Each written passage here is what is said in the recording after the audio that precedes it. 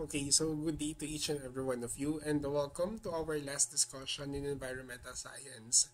And for this particular discussion, we will simply be talking about the presence of the biodiversity crisis and what are the different things that we can do about this. Well, basically, this is the part of our discussion pagdating po sa environmental science that will basically sum up lahat ng mga concepts na pinag-usapan natin mula dun sa midterm, mula dun sa mga unang sessions natin, kung bakit nga ba i-introduce natin yung environmental science, bakit nga ba pinag-usapan natin dito yung mga activities na ginagawa ng mga tao, or kung bakit nga ba napakalaki ng papel ng mga tao pagdating sa pangalaga sa ating kalikasan. This is actually one of those culminating topics or culminating discussions pagdating sa konsepto ng environmental science na nakatuon na ngayon sa kung paano nga ba kaimportante yung papel natin mga tao pagdating sa pagkasira at pangalaga ng mismong kalikasan natin pati na rin ng mga buhay na nandito. Katulad nga na na-mention ko sa inyo when we started this particular class ka environmental science na sobrang halaga ng papel na gagampanan natin mga tao pagdating sa bagay na to. And this discussion will be a reminder sa bawat isa sa atin, sa bawat isa sa inyo na napakalaki ng papel ng existence talaga natin mga tao pagdating sa mga magagandang bagay and even sa mga negative things na gawa na natin at magagawa pa natin pagdating sa environment natin. Okay, so just a quick recap pagdating po sa bagay na to. When we talk of the term biodiversity, so remember, we talk about the existence of biodiversity na meron tayo tinatawag dito na gamma diversity, beta diversity, then nandito si existence ni alpha diversity. Okay? Or alpha, beta, gamma diversity. Then meron din tayo tinatawag na species diversity, genetic diversity, and ecosystem diversity. Pero all in all, lahat po ng mga konsepto na yun ay parte na tinatawag po natin na biodiversity, which is the measure of variation and richness of living organisms that is present in a particular scale. So maaaring po ito maging kasing laki ng Pilipinas, kasing laki ng buong mundo, or kahit na doon sa mga maliliit lang na lugar katulad sa isang spoonful ng soil or ng lupa, meron po dito mga microorganisms. So, malaki man or maliit, meron po itong mga diversity or iba't ibang klase ng mga organisms na nagmamanifest or makikita or matatagpuan natin dito sa mga lugar na to. Okay? So, all in all, ang biodiversity po ay significant sa bawat isa sa atin. Meron po tayong tinatawag dito na anthropocentric reasons or pakinabang natin mga tao pagdating po sa scientific information, pagdating sa mga gamot, pagdating sa pagkain. Yun yung dahilan kung bakit nga ba kailangan natin sila makilala or kinakailangan po natin sila pangalagaan. Then there's also the general or sabihin na po natin na medyo palasak or cliche na idea regarding the ecocentric reasons when it comes to the existence of the balance in nature. Kasi kailangan talaga natin ang mga organisms na to. Kasi kung mawawala ang isa sa kanila sa mismong food chain natin, magko-collapse yung food chain. Especially kapag pinag-uusapan po natin dito yung mga key na mga organisms. Halimbawa na lang dito, yung isa doon sa mga tanong doon sa midterm examination ninyo na kapag nawala yung producers doon sa ecosystem na to, ano yung mangyayari? Hindi ba magko-collapse yung mismong ecosystem? Kasi wala na yung mga magbibigay ng pagkain doon sa mga consumers at sa mga susunod pa mga consumers. So that's the rule of this particular living things. Kapag nawala yung isa sa kanila, kahit sabihin po natin na mga peste, mga lamok, mga parasite sila, meron pa rin po silang papel na ginagampanan pagdating sa environment natin. So, all in all, tandaan po natin, ang lahat ng buhay ay mahalaga. At lahat ng bagay ay magkaugnay. So, babalik at babalik lang din po tayo dun sa mga basic na ideas natin. Yung mga bagay na pinag-usapan natin during the basic concepts of environmental science. Now, kapag pinag-uusapan po natin yung existence ng mga nabubuhay sa mundo, kung magbibigay po tayo ng rough estimates pagdating sa kanila, to be honest, hindi po natin alam talaga kung gaano po karami yung mga organisms na nag-e-exist. Okay? Pero, based on some estimates mula dun sa existence of the Earth, Okay? Mula doon sa mga fossils na nakita natin, marami po sa kanila or marami doon sa mga nabuhay ay wala na po talaga tayong idea doon sa mismong existence nila. Kaya nga po there's a span of an estimate ng mga nasa 100 million na daw yung mga organisms na nabuhay sa mundo. At yung nabubuhay sa mundo. Pero roughly around 5 to 10 million pa lang mula sa 100 million na to ang na-discover natin. So as of 2011, ganito pa lang po karami yung mga species na na-discover natin. Total number of species sa ilalim ng tubig is more than 2 million, then more than 6.5 million naman pagdating sa kalupaan.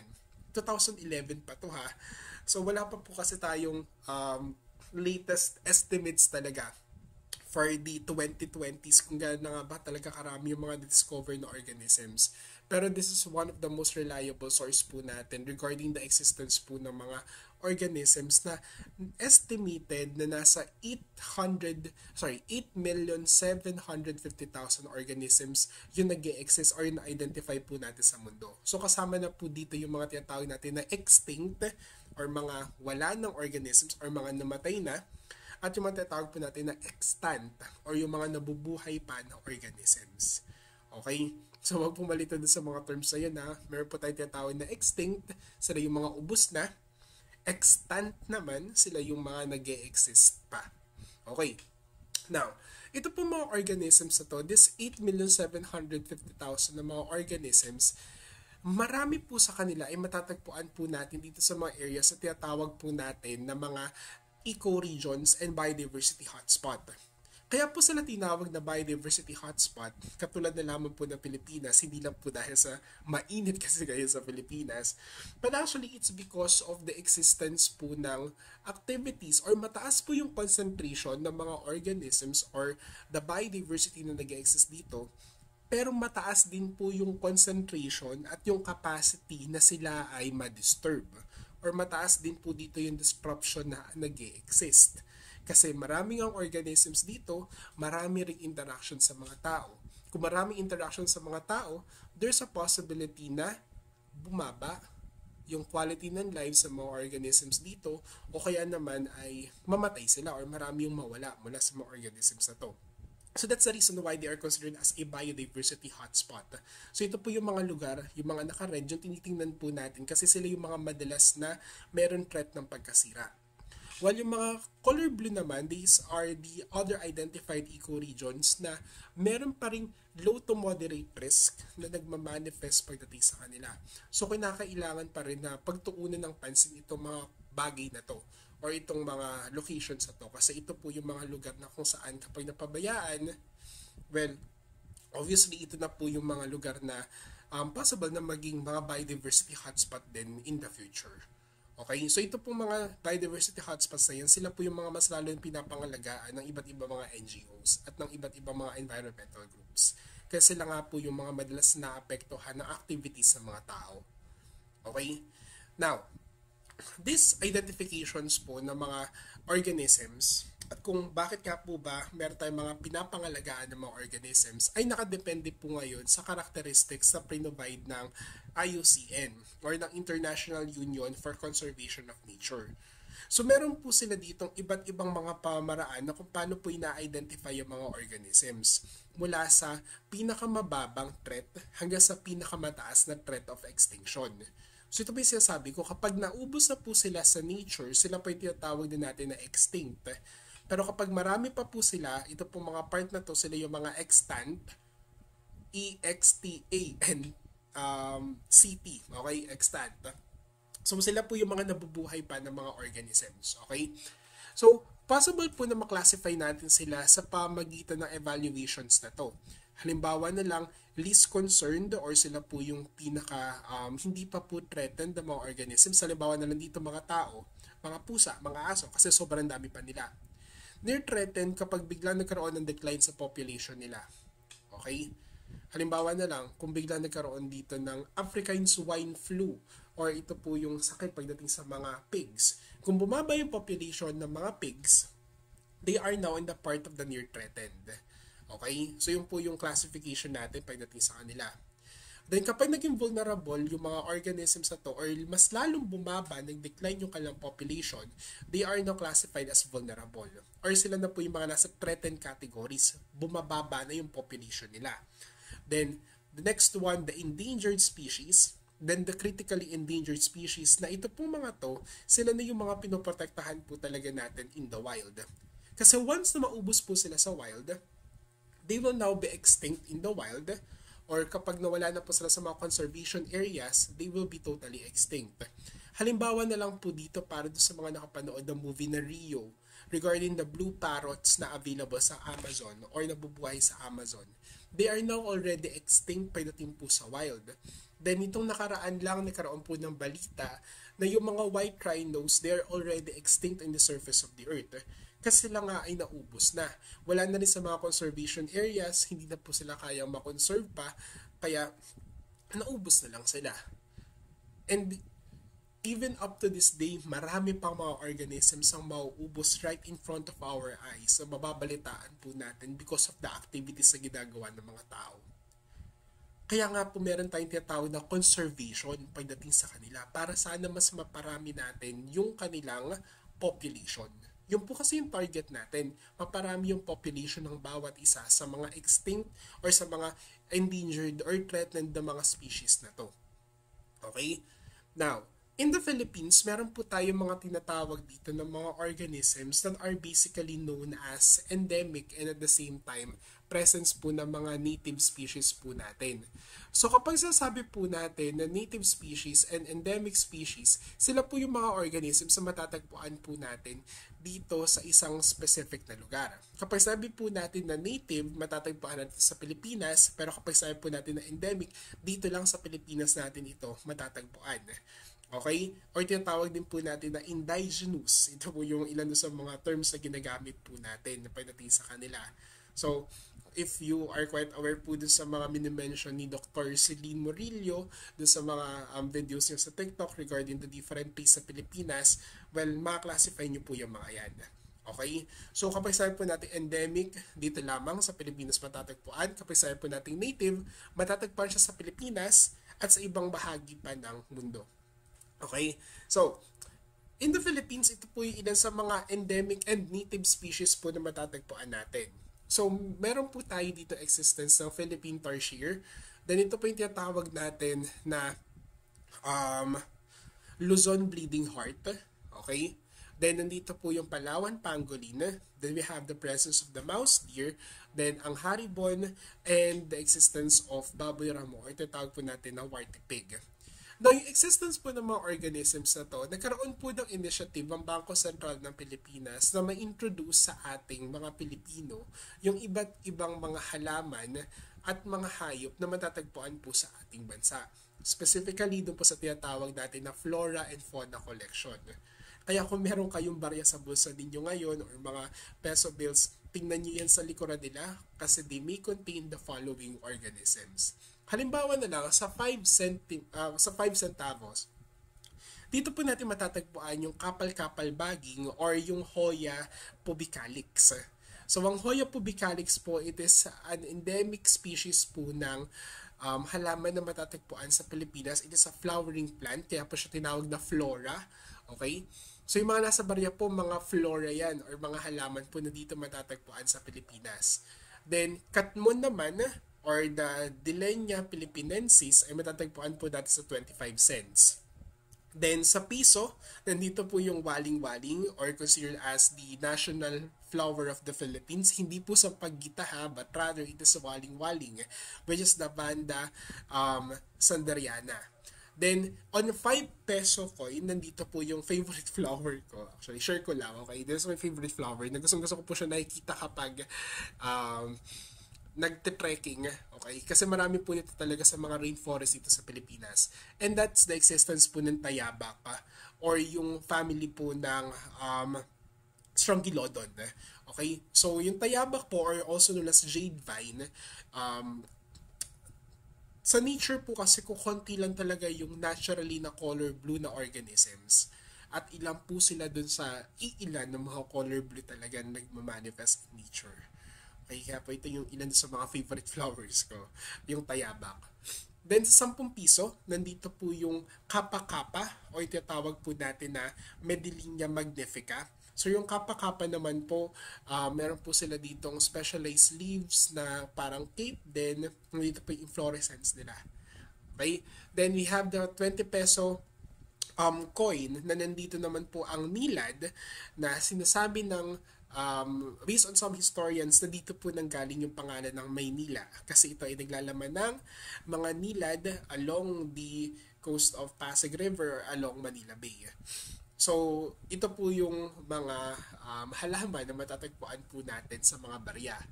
Habang sa mga peso bills naman po natin, nandito naman yung fauna o yung mga hayop. So, for 20 peso coin, nandito po yung palm civet o kilala din po natin bilang alamid. So, ang alamid, sila po ay mga types po ng mga bear cats or palm civet nga po na they're actually the one that is creating yung tinatawag po natin na kaping alamid. Kasi yung mga palm civet po, they have the capacity to digest yung mga proteins na available po dun sa mismong coffee bean para mabawasan yung mismong pait nito. Kaya po yung ginagawa ng mga magsasaka dito, pinapakain nila sa mga alamid, then hinahayaan na ma-digest yung mga protein, then matitira na lang po dito yung buto kapag ito ay kanilang dinefecate or kanilang idumi. Then mula po doon sa dumi nito mga alamid na to, kukunin nila yung mismong coffee bean, papatuyuin, then yun po yung gagawing kape. Okay, so doon po nanggagaling yun. This is one of the most expensive types of coffee. I'm not sure kung second na lang to or third kasi yung pinakamahal na po na kape ngayon ay galing naman sa dumi ng mga elepante. Okay, so medyo weird. Kasi nagiging smooth daw yung mismong lasa kapag ganun yung ginawa nitong mga organisms na to. Then, the next one, for the 50 peso, nandito naman po yung giant trevally o tinatawag po natin na maliputo. Okay? Then, for 100 pesos, nandito naman po ang whale shark or the Rincodon typus or tinatawag po natin na butanding. So, tandaan po natin na ang butanding, hindi po siya whale, hindi po siya mammal, at hindi rin po siya pating or hindi po siya shark, but rather isa po siyang isda. Okay? So this is one of the largest fish na matatagpuan po natin sa mundo. Kasi meron po siyang tinik. Okay? So hindi po siya mammal, hindi rin po siya shark, but rather it is a fish. Sa Sorsogon and sa Oslob po sa Cebu, meron po tayo dito mga locations kung saan nga ba maaari natin sila makita up close and personal. Okay, kaso nga lang po meron tayong rules kapag mag-deep dive tayo or magda-dive tayo kasama itong mga whale sharks na to. Dapat di natin sila hahawakan, dapat hindi tayo gagamit ng sunscreen kasi maaari po itong magkaroon ng adverse effect pagdating sa mga organisms na to. Okay, so we should follow the rules na lang at maging mga responsible na big heroes when it comes to this case. Then for the 200 peso bill, nandito naman po yung Philippine tertiary, na yung tertiary po dito sa Pilipinas na native or endemic po sa Pilipinas. These are the types of tertiaries na medyo gusto nila ng isolation. Okay, they are nocturnal, hindi po sila ganun ka-active. Kaya po dapat hindi natin sila ginagambala. At hindi rin po ginagawa dito yung parang ginawa ng ilang mga vloggers na pumunta sila dun sa isang conservation area for the tertiaries, then kinuha nila yung tertiary. No, kasi may stress po dito yung mga tertiaries. And that's the thing when it comes to the tertiaries in the Philippines. They are quite timid. Hindi po sila ganun ka-active. Okay? Unlike other tertiaries na native po sa ibang mga bansa. Okay? So, tandaan po meron pong endemic na tertiary sa Pilipinas pero native din po ito kasi meron din pong tertiary sa ibang bahagi ng Southeast Asia. Okay? Halimbawa na lang sa Borneo and even in Indonesia. Okay? Then, for the 500 peso bill, nandito po yung tinatawag natin na blue nape parrot. Na in the case of the blue nape parrot, this is one of the parrots po na endemic dito sa ating bansa. Kaya po ito ay sinama pagdating po kay fauna collection for the peso bill. Then for the 1,000 bill or 1,000 peso bill, nandito naman po yung existence ng South Sea Pearl, kung bakit nga ba pinangalanan na Perlas ng Silangan ang Pilipinas. Then, syempre sa bagong series po natin, Even sa harap ng mga peso bill ay meron na rin po dito mga hayop. So nagsimula po ito with 1,000 peso bill. So far wala pa po tayong sample pagdating kay 500 peso bill, pero kay 1,000 naglalaman na po ito na Philippine Eagle, or nandito na po ang haribon, which is characterized by the plumage na available po sa mismong forehead nila, kaya po nagmumukha itong crown, kaya ang tawag din po kay Philippine Eagle, it is also known as the haribon or haring ibon. Okay? So these are some of the efforts po na ginawa ng Bangko Sentral ng Pilipinas para po ma-introduce sa atin yung mga endemic na organisms in the Philippines. Kasi napakarami pong threat or banta pagdating po dito sa mga bagay na to. Halimbawa na lang, nandito po yung iba't ibang mga threats na nag-e-exist po pagdating sa mismong environment natin or in the ecosystem, that in return, mari po nito mapababa ang existence sa mga endemic species sa ating bansa. At tinatawag po natin ito na HIPPO. HIPPO stands for H Habitat Destruction, ay existence po ng invasive species. Katulad na lamang po na nakikita ninyo dito, this is an example of a knife fish na natagpuan po sa Laguna de Bay. Okay?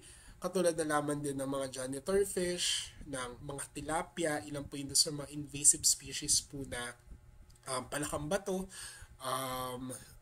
lantana, na mga halaman na invasive din po sa Pilipinas. Existence ng mahogany, invasive din po ito.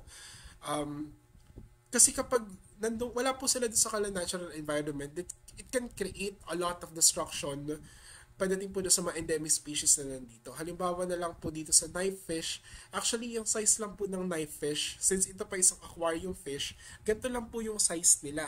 Okay, hindi po sila lumalaki ng isang dangkal. Pero kapag sila ay napakawalan sa nature, since meron po sila malaking bibig, mataas yung capacity nila para mas lalong lumaki in natural environment at kainin yung mga endemic na species na nandito. So yun po yung problema pagdating sa existence nitong mga knife fish na to. Kasi pinapatay nila, nagkakaroon ng competition, nagkakaroon ng predation pagdating doon sa mga existing na mga native at endemic species in these locations. Okay? Then, there's also the presence po ng pollution. So, napag-usapan na po natin ito na meron po tayong water pollution, air pollution, land pollution, noise and light pollution na nakaka-apekto po sa habitat at sa mga living organisms on Earth.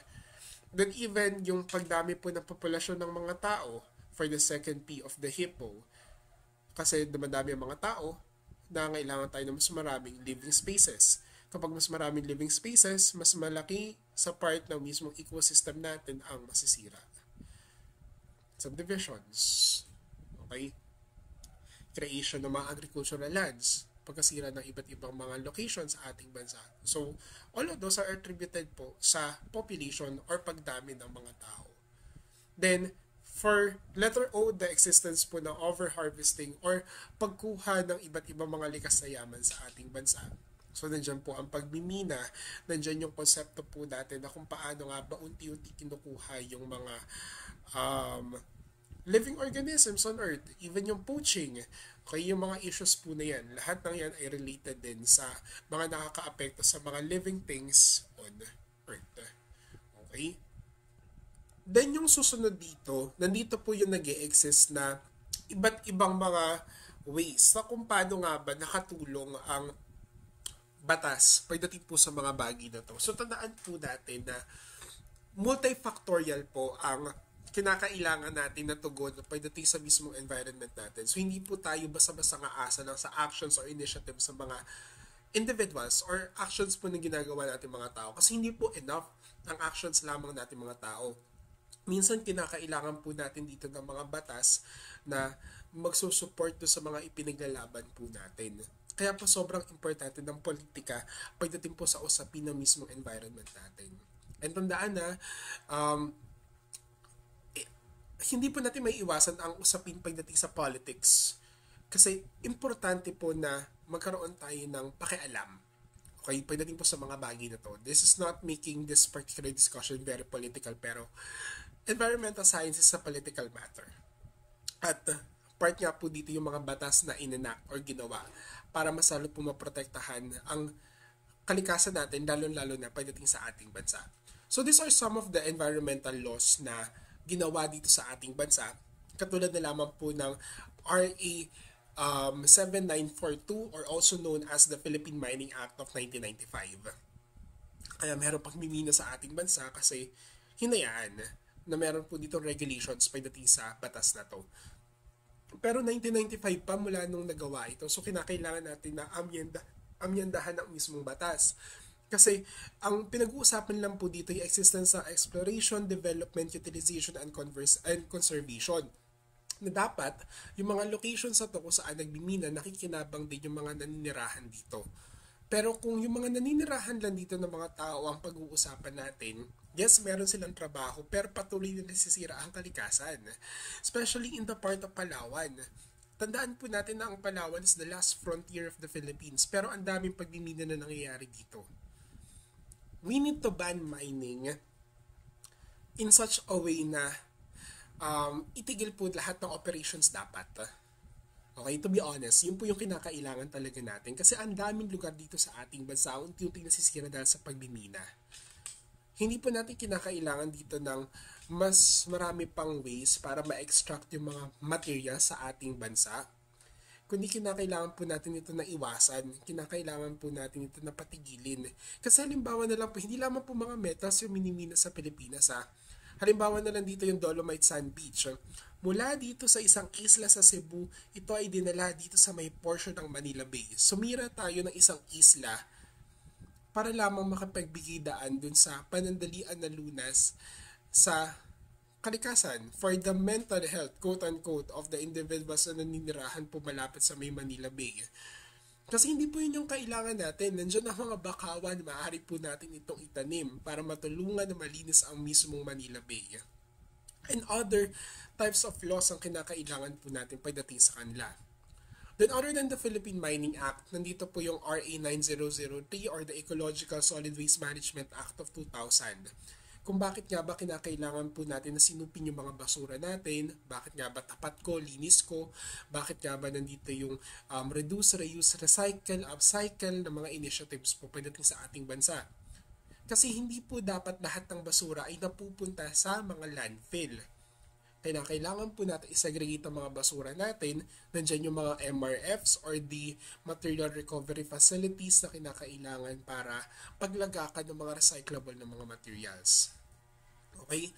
Then nandito po yung RE 9147 or the Wildlife Resources Conservation and Protection Act.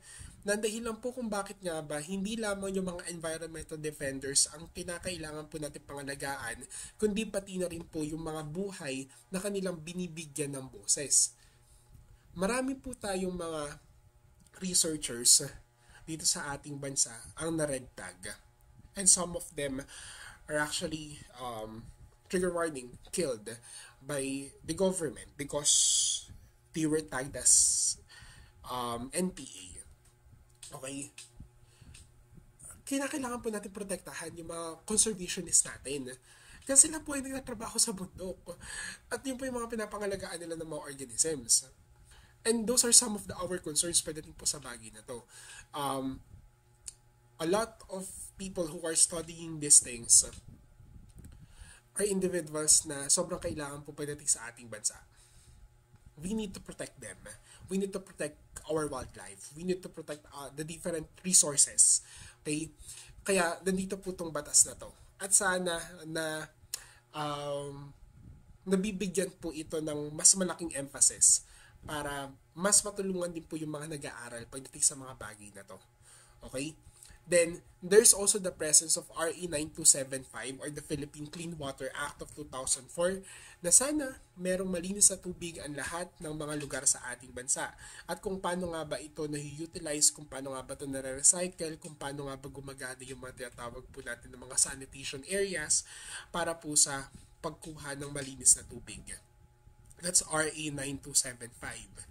Then there's also RA 8749 or the Philippine Clean Air Act of 1999. Nabawal po ang mga smoke belchers, ang pagsusunog ng basura, and at the same time, kinakailangan po natin ng malinis at maayos na hangin para sa lahat. So yun po yung nilalaman nitong batas na ito. 1999 pa lang, nandiyan na yung batas na yan. Pero bakit until now, meron pa rin tayo mga open burning pits, na bakit nandiyan pa rin yung mga nagsusunog ng basura? They are not being apprehended by the law. So wala pong masyadong ipin ang mga batas na to. Then, there's also the existence po ng RA 6969 or the Toxic Substances, Hazardous and Nuclear Waste Control Act of 1990 na ito naman po ay yung mga paraan sa kung paano nga po ba natin maitatapon ng mabuti at ng tama yung mga basura na maaari makapanakit sa buhay ng mga tao at ng mga organism sa mundo. Halimbawa na lang po nung nagkaroon ng pandemic ng COVID-19, dapat hindi po kasama sa mga traditional na basurahan yung pagtatapon ng face mask kasi isa po itong biohazard. Okay, so yun po yung mga batas na related po pagdating sa mismo mga basura na pinoproduce po natin in our environment. Now, bukod po sa environment natin or bukod po sa mga batas na enacted in the Philippine government, meron din po tayo mga batas na nakapaloob naman or related po dun sa mga actions, not batas, mga actions na ginagawa naman po ng mga iba't ibang mga individuals who are actually doing volunteerism. Okay? So, these are some of the initiatives po na ginagawa ng mga non-government organizations para sila po ay maging drivers of positive change. So halimbawa na lang po dito, nandito yung existence ng WWF International or the World Wildlife Fund that operates in around 100 countries and supported by nearly 5 million people worldwide. So yung focus po ng trabaho nila is to protect animals and plants threatened with extinction, not just because they are rare but they are vital in the ecosystem. So meron po sila dito anthropogenic and ecocentric impacts. Then, nandito po yung existence ng Save Philippine Seas. So, ang Save Philippine Seas po ay nagsimula po sila sa mga online platforms noong May 2011. Nagsimula lang po sila na initiatives itong mga individuals na to sa Facebook at sa iba't ibang mga social networking sites until ito po ay naging para sa buong Pilipinas na. So kung titingnan po natin, no, maliit na initiative lang siya pero ngayon sobrang laki na po ng network pagdating sa Save Philippine Seas.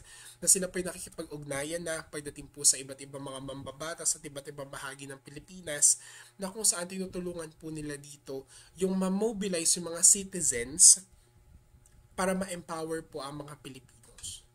Pagdating po sa pangalaga at kung bakit nga ba importante pangalagaan ng kalikasan or ang karagatan natin. Then, there's also the presence of Greenpeace, which is an international organization. But the main goal of the Greenpeace in the Philippines is to protect the natural landscape, species, and more from environmental threats, katulad na lamang po ng perilous waste imports. So, napag-usapan po natin ito doon sa part ng plastic pollution. Okay? Yung mga basura ng ibang bansa, nakakarating din sa ating bansa kasi tinatanggap po natin ito. Kasi binabayaran tayo para tumanggap tayo ng basura mula dito sa ibang mga bansang to. So that's the role of Greenpeace, to protect the different threats or the different locations in the Philippines na maaari po maapektuhan ng mga ginagawang actions na to. Katulad na lang din po ng coal projects, illegal logging. Then, nagpa-promote din po sila dito ng ecological farming and ng mga initiatives para makapagbigay ng pangkabuhayan or livelihood sa mga individuals na affected ng mga suliranin na to. Then there's also the presence of the Haribon Foundation na transform every individual into a biodiversity champion. So it advocate biodiversity conversation and conservation through building constituencies and applying multidisciplinary approaches. Then there's also the presence po ng Mother Earth Foundation na nakafocus naman po ngayon sa lobbying ng mga batas patungkol po sa kung paano nga ba makakapagbigay ng solutions and create more sustainable world. So sila po yung ilan sa mga foundations na tumulong para malobby yung mga batas patungkol sa Clean Air Act and Ecological Solid Waste Management Act. Kasi ganun po yung trabaho ng ilan dun sa mga NGOs natin. Katulad na lamang po ng NGO that I am actually a part of, which is Pantay. We are helping para malobby yung mga batas patungkol po sa social equality. So ang case naman po ng Mother Earth Foundation para malobby yung mga batas patungkol sa Clean Air Act, sila po yung mga experts pagdating sa bagay na to, and even the Ecological Solid Waste Management Act. Then there's also the presence ng PhilBio or ng Philippine Biodiversity Conservation Foundation Incorporated, which endeavors to provide increased technical assistance to local partners, whether governmental or non-governmental, and enable the conservation of the Philippines' unique and threatened environment, biodiversity, and natural resources into perpetuity. So tumutulong po sila dito para dun sa pangalaga, identification ng mga threatened ng mga species. Nakikipagtulungan po sila sa iba't ibang mga eskwelahan, yung mga science majors o kaya naman yung mga biology majors. Tumutulong po sila ngayon or kumukuha sila ng tulong sa mga individuals na to para matulungan na makonserve yung mismong environment natin. So yun po yung significance ni PhilBio. Then lastly, nandito po yung existence ng Marine Wildlife Watch of the Philippines na mapapansin po niyo sa logo nila na nakafocus po sila ngayon sa pangalaga ng marine wildlife in the Philippines. Particularly, tumutulong po sila sa mga dolphins, whales, dugong, marine turtles, sharks, and rays. Part nga po ito ng mismong logo nila. So, sila naman po yung tumutulong para matugunan yung conservation dito sa mga specific types sa mga marine organisms na to kasi sila po ay endemic at native dito sa ating bansa kaya kinakailangan po natin na pangalagaan sila kasi importante sila sa mismong ecosystem at sa balanse ng mundo. And lastly, this initiative po na One Child, One Tree na present po sa Bulacan, okay, it is now providing assistance and help in the planting of various mangroves in the coastal communities of Bulacan, especially in Bulacan, na kung saan nga po natin matatagpuan ngayon ng Aerotropolis na isa na malaking porsyento ng mga mangroves na matatagpuan po natin sa Bulacan ay nasira na because of the creation of this Aerotropolis.